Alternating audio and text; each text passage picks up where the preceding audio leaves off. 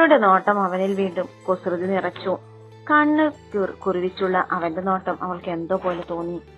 താനിപ്പോ അവനൊപ്പം ചേർന്ന് നിൽക്കുന്നതെന്ന ബോധം വന്നതും അവൾ കുതറിമാറാൻ തുടങ്ങി. അച്ചു ഉണ്ടോ വിടുന്നു. ഓരോ നിമിഷം തന്നിൽ നിന്ന് അകലാൻ അവൾ ശ്രമിക്കുന്നു എന്ന് തോന്നുമ്പോഴും കുറച്ചുകൂടി അവളെ തന്നിലേക്ക് അടുപ്പിക്കാൻ അവൻ ശ്രമിച്ചുകൊണ്ടേയിരുന്നു. കഴിയില്ല ചിത്തു, എന്നിൽ നിന്ന് അകലുന്ന കാര്യം ചിന്തിക്കുന്നത് പോലും സഹിക്കാൻ കഴിയില്ല എനിക്ക്. അവന്റെ വാക്കുകൾ അവളുടെ ആത്മാവിനെ പോലും പിടിച്ചെടുക്കുന്ന പോലെ തോന്നിയവൾക്ക് പിടച്ചിലോടെ കണ്ണുകൾ അവന് നേരെ നോക്കിയതും അവന്റെ ഉള്ളിലുണ്ടാകുന്ന വികാരം താങ്ങാനാവാതെ അവന്റെ കൈ അവളിൽ ഒന്നുകൂടി അമർന്നു. അതിന്റെ ഫലമെന്നോണം അവളുടെ കൈകൾ അവന്റെ ഷർട്ടിൽ കൊരുത്തു. അവന്റെ ശ്വാസം അവളിൽ വന്ന് പതിക്കുന്നതോടൊപ്പം ഇരുവരുടെയും ഹൃദയം അതിവേഗത്തിൽ ഇടിക്കാൻ തുടങ്ങി. അവളിൽ നിന്നുയരുന്ന ശ്വാസഗതി പോലും തന്റെ സാമീപ്യം കൊണ്ടാണെന്ന് അവൻ മനസ്സിലാക്കി അവന്റെ അതരം വിടർന്നു. കയ്യെടുക്കടോ. അവന്റെ നിൽപ്പ് ശരിയല്ല എന്ന് തോന്നിയതും പാടുവിട്ട് തൊണ്ടയിൽ നിന്നും ശബ്ദം വരുത്തി ശിവ പറഞ്ഞിപ്പിച്ചു. എടുക്കാം. അതിനു മുന്നേ പറയ്, ഇവിടുന്ന് ജോലി മതിയാക്കി പോണം. നിനക്ക് പോണം. എനിക്കിവിടെ ഇനി ജോലി ചെയ്യാൻ പറ്റില്ല. അവന്റെ മുഖത്ത് നോക്കാതെ തന്നെ അവൾ പറഞ്ഞു. ആ, അതും ശരിയാ. ഭാവി ഭർത്താവിന്റെ കമ്പനിയിൽ കെട്ടിനു മുന്നേ ജോലി ചെയ്യുന്നതും അത്ര നല്ല ഏർപ്പാടല്ല. എന്നാലും ഒരു കാര്യം ചെവി തുറന്ന് കേട്ടോ, നീ ഇവിടുന്ന് എങ്ങും പോവില്ല. നീ ഇത് ഇവിടെ കാണും. അവനൊരു കള്ളച്ചിരിയാൽ അവളുടെ സീറ്റിനെ ചൂണ്ടി. അത് പറഞ്ഞതും ശിവ ഞെട്ടിക്കൊണ്ടവനെ കൂർപ്പിച്ചു നോക്കി. ശേഷം അയ്യേ എന്നുള്ള ഭാവത്തിൽ മുഖം ചുളിച്ചു. അയ്യടാ, അത് താൻ മാത്രം അങ്ങ് തീരുമാനിച്ചാ മതിയോ? ഞാനിവിടെ ഇനി തുടരില്ല എന്ന് വെച്ചാ തുടരില്ല. അവളത് പറഞ്ഞു തീർന്നതും അച്ചുവിന്റെ പൊട്ടിച്ചിരി അവിടെ മുഴങ്ങി.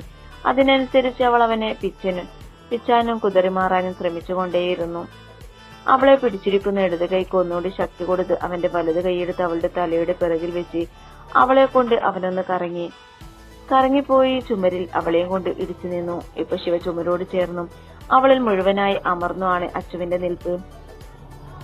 അവളുടെ തല ചുമരിൽ ഇടിക്കാതിരിക്കാൻ മറന്നോണം വെച്ച കൈകൾ അവളിൽ നിന്ന് മാറ്റി അവളുടെ മുടിയകളെ വകഞ്ഞ് ചെവിക്കരികിലേക്ക് മാറ്റി.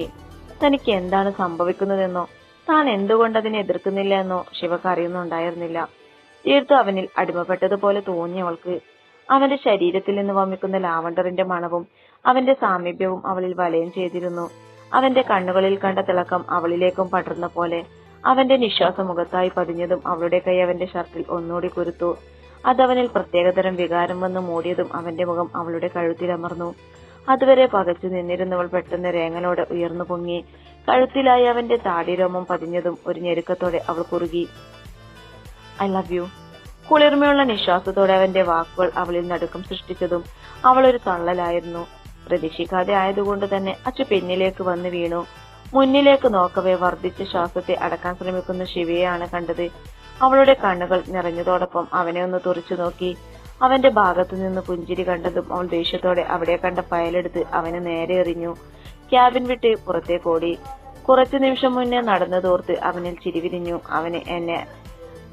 അവന് തന്നെ അറിയുന്നുണ്ടായിരുന്നില്ല എന്തുകൊണ്ട് അവൾ ഇത്രയും തന്നിൽ പ്രിയപ്പെട്ടതായെന്ന്. തലയിൽ വല്ലാത്ത ഭാരം തോന്നി. ദക്ഷയ്ക്ക് കണ്ണു തുറക്കാൻ വല്ലാത്ത പ്രയാസം പോലെ. തലയിൽ കൈവച്ച് കണ്ണു തുറന്നു നോക്കവേ കറങ്ങുന്ന ഫാനാണ് കണ്ടത്. ചുറ്റും കണ്ണോടിക്കവേ അവളുടെ ഫ്ലാറ്റാണെന്ന് മനസ്സിലായി. കൂടെ സോഫയിൽ ചാരിയിരുന്ന് ചേരിൽ കാലു നീട്ടിയിരിക്കുന്ന മഹിയെ കാണെ അവളുടെ നെറ്റി ചുളിഞ്ഞു.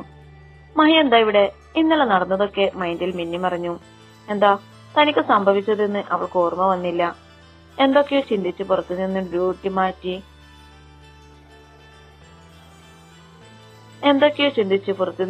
ഡ്യൂട്ടി മാറ്റി എണീക്കാൻ നോക്കി. പക്ഷെ അവളെ കൊണ്ടതിന് സാധിക്കാത്ത പോലെ. എന്നാലും മഹിയെ വിളിക്കാൻ തോന്നിയില്ല അവൾക്ക്. പാടുപെട്ട് എണീറ്റ് രണ്ടടി നടന്നതും കാലിന്റെ ശക്തി കുറഞ്ഞു തറയിൽ വീണില്ല. അതിനു മുന്നേ ആരോ അവളെ താങ്ങിയിരുന്നു. മുന്നിലേക്ക് നോക്കവേ അവളുടെ കൃഷ്ണമണികൾ വികസിച്ചു. പിടിച്ചിരിക്കുന്നത് അല്യാണെന്ന് കണ്ട് അവളൊന്ന് വീഴ്ച നോക്കി. എന്താ ദക്ഷ, ആവശ്യം എന്തേലും ഉണ്ടെങ്കിൽ വിളിച്ചാ പോരായിരുന്നോ? എപ്പോഴും ഇതുപോലെ ഞാൻ കാണില്ലാട്ടോ വീഴുമ്പോ താങ്ങാൻ. ആദ്യം ശാസിക്കുന്നത് പോലെയും അവസാനം ഒരു കളിയാലെയും അല്യ അത് പറഞ്ഞതും ദക്ഷ കാര്യം മനസ്സിലാവാതെ അവളെ തന്നെ നോക്കി. അല്യ അവളെ താങ്ങി ബെഡിലിരുത്തി. ഇന്നലെ മുതൽ ഒന്നും കഴിച്ചിട്ടില്ലല്ലോ, അപ്പോ ആദ്യം ഇത് കുടിക്ക്. നോക്കണ്ട, ഞാൻ തന്നെ ഉണ്ടാക്കിയതാ പൊടിയരിക്കഞ്ഞ. ദക്ഷയുടെ നോട്ടം കണ്ട അല്യ അതുകൂടി കൂട്ടിച്ചേർത്തു. ശിവ പറയുന്നത് ഞാൻ ഉണ്ടാക്കിയത് മനുഷ്യരിൽപ്പെട്ടവർ ആരും കഴിക്കില്ല എന്നാ. അവൾക്കൊക്കെ എന്തറിയാം? ഞാൻ ഉണ്ടാക്കിയത് കഴിച്ചിട്ട് എത്ര വട്ടം എന്നെ ഞാൻ തന്നെ പുകഴ്ത്തിയിട്ടുണ്ടെന്നറിയോ? അത്രയ്ക്ക് ടേസ്റ്റാ. ദക്ഷയോട് ഓരോന്നും പറഞ്ഞ് അവിടെയുള്ള ഡ്രസ്സ് എടുത്ത് അലക്കാനിടുന്നതും കർട്ടൻ ഇരുവശത്തേക്ക് വകഞ്ഞു മാറ്റുന്നതൊക്കെ പ്രതിമകളൊക്കെ അവൾ നോക്കിയിരുന്നു. അല്ലി എന്തിനാ ഇതൊക്കെ ചെയ്യുന്നതെന്ന് ചോദിക്കണമെന്നുണ്ടായിരുന്നെങ്കിലും അവളുടെ നാവ് പൊങ്ങിയില്ല. ജനാലയിൽ വരുന്ന വെട്ടമടിച്ച് ഒന്ന് നിരങ്ങി കണ്ണു തിരുമ്മി. മഹി ഒന്നുകൂടി ചുരുണ്ടു. അത് കാണെ ദക്ഷയും അല്ലി മുഖത്തോട് മുഖം നോക്കി. തെച്ചു, ഇത് കഴിക്ക്, ഞാൻ മഹിയെ ഒന്ന് ഉണർത്തട്ടെ. അല്ലി കഞ്ഞിയെടുത്ത് അവളുടെ കയ്യിൽ കൊടുത്തു. അത് പറഞ്ഞതും ദക്ഷ അവളെ ഞെട്ടി നോക്കി. മഹിയല്ലാതെ ആദ്യമായിട്ട് ഒരാൾ തന്നെ ദച്ചു എന്ന് വിളിക്കുന്നത്. അതിൽ നിന്ന് തന്നെ ഇന്നലെ താൻ അറിയാതെ എന്തൊക്കെയോ മഹി ഇവളോട് പറഞ്ഞിട്ടുണ്ടെന്ന് അവൾക്ക് ബോധ്യമായി. അല്ലിയൊരു ചിരിയാലെ മഹിക്കടുത്തേക്ക് നടന്നു. ടേബിളിൽ കൊണ്ടുവച്ച വെള്ളം കയ്യിലെടുത്തു. മഹിയുടെ നിലവിളി കേട്ട് ദക്ഷ അങ്ങോട്ടേക്ക് നോക്കി. നനഞ്ഞ കോഴിയെ പോലുള്ള അവന്റെ നിൽപ്പും അടുത്തായി പല്ലിളിച്ചു കാട്ടുന്ന അല്ലിയെയും കണ്ട് ദക്ഷയ്ക്ക് ചിരിപൊട്ടി. അവളുടെ ഉച്ചത്തിലുള്ള ചിരി കേട്ട് മഹിയും അല്ലിയും അങ്ങോട്ടേക്ക് നോക്കി.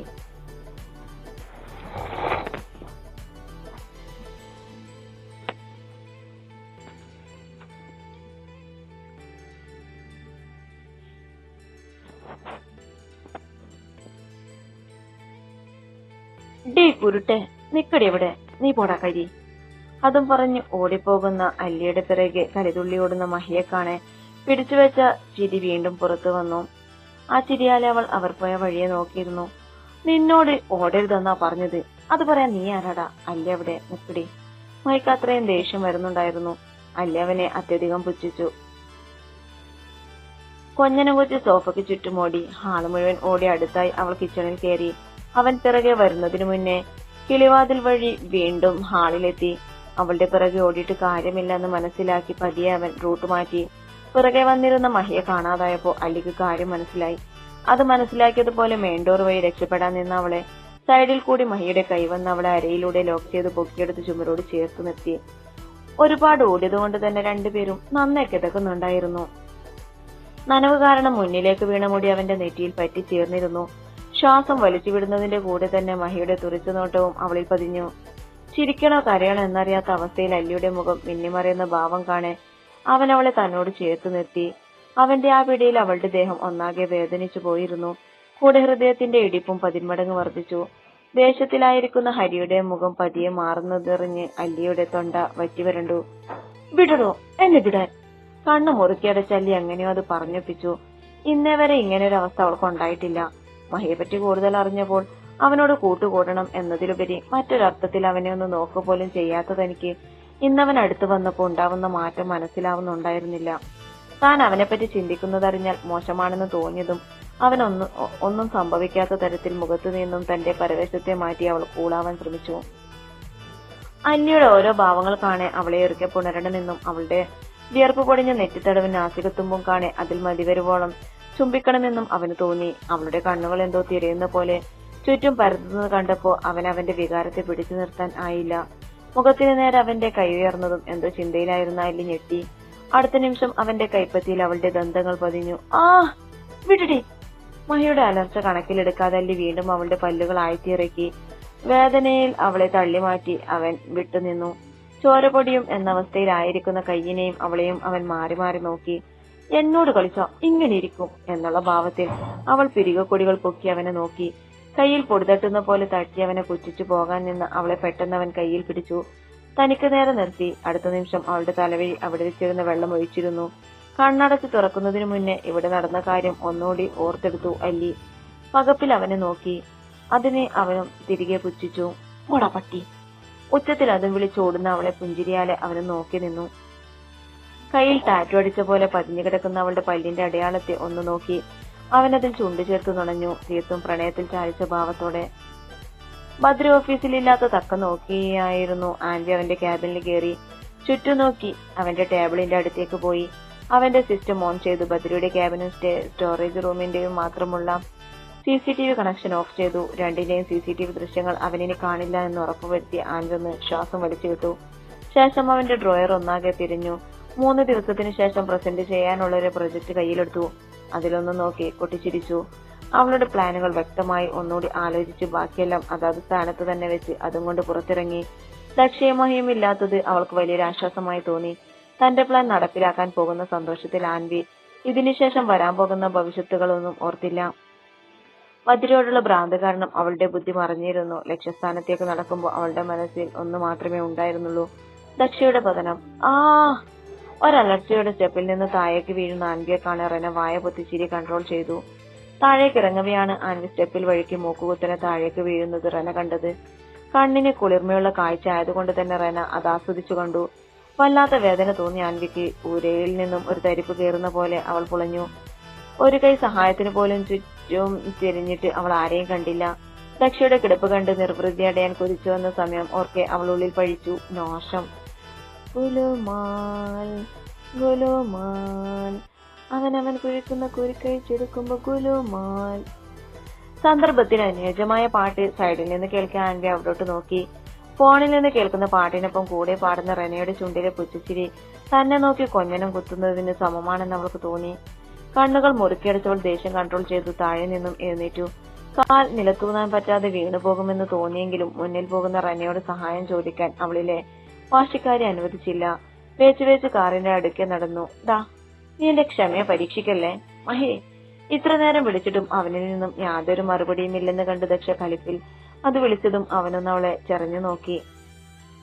നോക്കൊന്നും വേണ്ട, എത്ര നേരമായി ഞാൻ ചോദിക്കാൻ തുടങ്ങിയിട്ട്. വായിലെന്തോ വല്ല കൊഴുക്കട്ടയാണോ? അല്ല, കുന്തം. അവൾ ചോദിച്ചു തീരുന്നതിന് മുന്നേ മഹിയുടെ മറുപടിയും വന്നു. അവൾക്ക് നന്നായി ദേഷ്യം വന്നിരുന്നു. ഇനിയും അവനോട് ചോദിക്കാൻ വയ്യ എന്നുള്ളത് കൊണ്ട് ദക്ഷ മിണ്ടാതെ തിരിഞ്ഞിരുന്നു. അവൾ ഇനിയും ഇങ്ങനെ ഇരുന്ന് പിണങ്ങുമെന്നറിയാവുന്നത് കൊണ്ട് മഹിയുടെ ചിരിയാൽ അവളുടെ അടുത്ത് വന്നിരുന്നു. നിനക്കിപ്പോ എന്താ അറിയണ്ടേ? ഞാൻ അല്ലിയോട് എന്തൊക്കെ പറഞ്ഞെന്നല്ലേ? അവന്റെ ചോദ്യം കേട്ട് അതേന്ന് പറയണമെന്നുണ്ടെങ്കിലും പെട്ടെന്ന് താഴ്ന്നു കൊടുക്കാൻ മനസ്സില്ലാത്ത കൊണ്ട് അവൾ ഒന്നും മിണ്ടിയില്ല. അവൻ വീണ്ടും വരുമെന്ന് അവൾക്കറിയാമായിരുന്നു. നിന്റെ പൊന്നല്ലേ, നീ ഇങ്ങനെ പിണങ്ങല്ലേ, ഞാൻ പറയാം. അല്ലിക്കിപ്പോ നിന്നെ പറ്റിയുള്ള എല്ലാ കാര്യങ്ങളും അറിയാം, ബദ്രിയെ നീ സ്നേഹിക്കുന്നത് ഉൾപ്പെടെ. അത് പറഞ്ഞതും ദക്ഷ ഞെട്ടലോടെ അവനെ നോക്കി. അഥവാ പറയരുതായിരുന്നു എന്ന ഭാവമായിരുന്നു അവളുടെ കണ്ണിൽ. അത് മനസ്സിലാക്കിയതെന്ന പോലെ അവൻ അവളെ ചേർത്ത് പിടിച്ചു. വേണമെന്ന് വെച്ചല്ലടി, നീ തലകറങ്ങി വീണത് അല്ലിയുടെ മേലേക്കാ. അവളപ്പോ വന്നില്ലായിരുന്നെങ്കിൽ നീ എന്തോ ഭാഗ്യത്തിനാ. ആരുമില്ലാത്ത എന്നെ നീ നോക്കുന്നതിന്റെ പുണ്യാവും അവൾ നിന്നെ രക്ഷിച്ചത്. അത് പറയുമ്പോൾ അവന്റെ വാക്ക് ഇടറിയിരുന്നു. അവളൊന്ന് അവനെ തുറച്ചു നോക്കി. അപ്പൊ തന്നെ അവൻ എളിച്ചു ബാക്കി പറയാൻ തുടങ്ങി. അവന്റെ ചിരി അവളിലും പടർന്നു. അന്നെന്തോ കാര്യത്തിന് നിന്റെ റൂമിൽ കയറിയപ്പോ കണ്ടതാ ബദ്രിയുടെ ഫോട്ടോ. പിന്നെ ചോദ്യമായി, സംശയിക്കലായി. അവസാനം നിന്റെയും ബദ്രിയുടെയും ബന്ധത്തെ സംശയിക്കുന്ന തരത്തിലുള്ള സംസാരം തുടങ്ങിയപ്പോൾ ഞാനൊന്ന് പൊട്ടിച്ചു. സത്യങ്ങളെല്ലാം വിളിച്ചു പറഞ്ഞു. നീ അവൾ അടിച്ചോ? പറഞ്ഞു തീരുന്നതിന് മുന്നേയുള്ള ദക്ഷയുടെ ചോദ്യം കേട്ട് മഹി അതേന്ന് തലകുലുക്കി. അവന്റെ തലകുലുക്കിൽ അവൾക്ക് സംശയം തോന്നി. അവളൊന്ന് അവനെ തുറച്ചു നോക്കി. അത് അടിച്ചില്ല, പക്ഷെ അവൾ കുറച്ചുകൂടി എന്തേലും പറഞ്ഞിട്ടുണ്ടെങ്കിൽ അടിച്ചേനെ. ശരിയാ.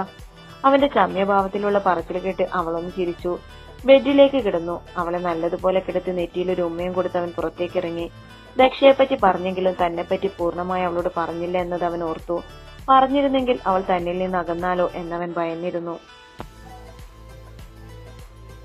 ശിവ തന്നെ സാറ് വിളിക്കുന്നുണ്ട്. കഴിഞ്ഞതോരോന്നും ആലോചിച്ച് നഖം കടിച്ചിരിക്കുന്ന സമയത്താണ് ശല്യം ചെയ്യാൻ എന്ന പോലെ പ്രണവ് എന്ന സ്റ്റാഫ് അവിടെ വന്ന് പറഞ്ഞത്. നാശം, ഒരു സ്വൈര്യം തിരിയില്ലെന്ന് വെച്ച പിറുപിറുത്തുകൊണ്ടവൾ അവന്റെ ക്യാബിൻ ലക്ഷ്യം വെച്ച് നടന്നു. മുന്നിലെത്തി കയറണോ വേണ്ടേ എന്ന് ചിന്തിച്ച് കുറച്ചു നേരം നിന്നു. ഇനി എന്തേലും തെമ്മാടിത്തരം കാണിച്ചു വരട്ടെ. ശിവ ആരാണെന്ന് അവൻ അറിയും. അത് മനസ്സിലുറപ്പിച്ച് അവൾ ഡോർ നോക്ക് ചെയ്തു.